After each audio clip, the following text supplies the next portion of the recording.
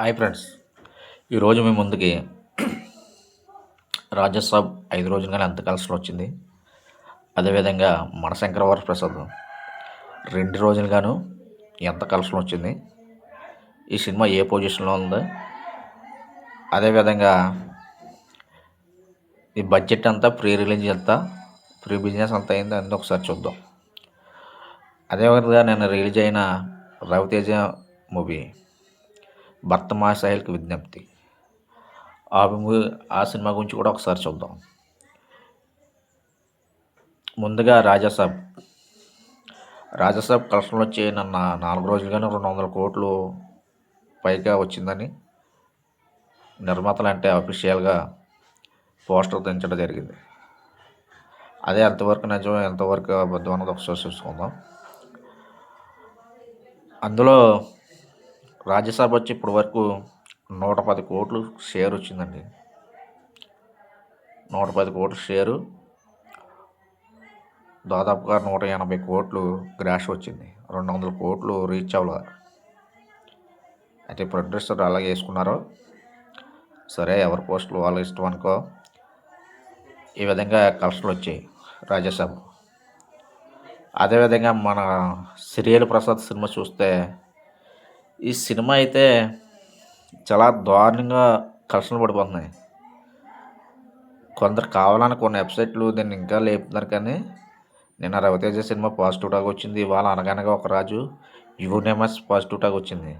మామూలుగా లేదంటే సినిమా అనగనగా ఒక రాజు వరుసగా 4 హిట్లు కొట్టిన ఏకైక హీరో టాలీవుడ్లో నవీన్ పోర్సెట్ రికార్డు క్రియేట్ చేశారు. చూడాలి. బుకింగ్ కూడా చాలా బాగుంది. అనగనగా ఒక రాజు గంటకు 8,000 పైగా దాటింది ఆల్రెడీ.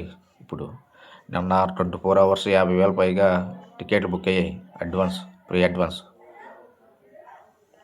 ఈరోజు కూడా గట్టిగా బుకింగ్ జరుగుతున్నాయి. ఎందుకంటే మన ప్రతి సంవత్సరం చూస్తాం, సంక్రాంతి భోగినాడు ఏ సినిమా రిలీజ్ అవుతుందో ఆ సినిమా ఖచ్చితంగా సంక్రాంతి విన్నర్ బరిలో ఉంటుంది.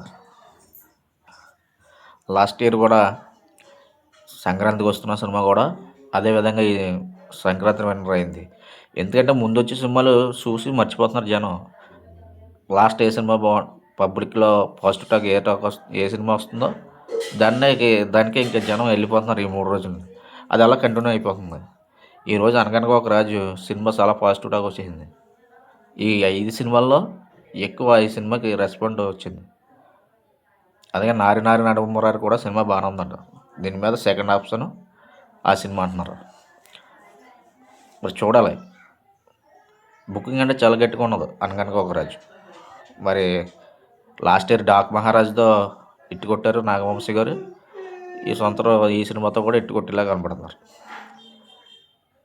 చూడాలి మరి ఏమవుతుందో. అదేవిధంగా మన శంకర వరప్రసాద్ టాపిక్కి వెళ్దాం. మన శంకర వరప్రసాద్ 2 రోజులుగాను దాదాపుగా 70 కోట్లు గ్రాష్ వచ్చిందండి. 70 కోట్లు గ్రాష్ వచ్చింది. అక్షరాల 70 కోట్లు గ్రాషు. షేర్ వచ్చి నేను బాగా వచ్చిందండి. షేర్ 17 కోట్లు వచ్చింది. దగ్గర 45 కోట్లు షేర్ వచ్చిందండి ప్రపంచవ్యాప్తంగా. ఈ విధంగా చూస్తే అఖండ 2తో పోలిస్తే చాలా వెనకబడి ఉంది మన శంకర వరప్రసాద్. ఫేక్ వెబ్సైట్లు దించేస్తే కానీ ఆల్రెడీ చాలా వెబ్సైట్లు, మాఫియా వెబ్సైట్లు 100 కోట్లు దాటేసిందని చూపించేస్తున్నారు. 100 కోట్లే రాలేదు. గంటకి 20,000 టికెట్లు. మీ ఫేక్ బ్యాచ్ టికెట్లు బుకింగ్ చూసినా సరే ఏ విధంగా వచ్చేస్తుందో రాదు. ఎన్ని విధాలుగా లెక్కలు వేసినా రాదు అది అసలు. మీరు ఫేక్ లెక్కలు వేసుకోండి. సరంజికి ఆఫ్లైన్ మార్కెట్ తక్కువ. చూడాలి మరి సినిమా ఏ విధంగా రెస్పాండ్ అవుతుందో. అదేవిధంగా cinema pre release business, OTT rights కానీ, శాటిలైట్ రైట్స్ కానీ, మ్యూజిక్ రైట్స్ కానీ మొత్తం అంతా కలిపి 70 కోట్లు జరిగిందంట. 70 కోట్లు, ఇది 120 కోట్లు, 190 కోట్లు ప్రీ రిలీజ్ ముందు సినిమా రిలీజ్కి ముందే బిజినెస్ జరిగింది. 250 కోట్లు బడ్జెట్ అవుతాయి. ఆల్రెడీ నిర్మాతలు 70 కోట్లు లాస్లో ఉన్నారంట. ఇది రాజ్యసభ కంటే దారుణంగా ఉంది సినిమా. రాజ్యసభ బ్రహ్మాండంగా ప్రీమియం సరిగ్గా 400 కోట్లు జరిగింది. ఇది మరి మార్కెట్ తక్కువ, థియేట్రికల్ రైట్స్ చాలా తక్కువ. 120 కోట్లంట. 122 కోట్లు బ్రేక్ ఈవెన్. అంటే ఆల్రెడీ 70 కోట్లు కూడా కవర్ చేయాలి సినిమా.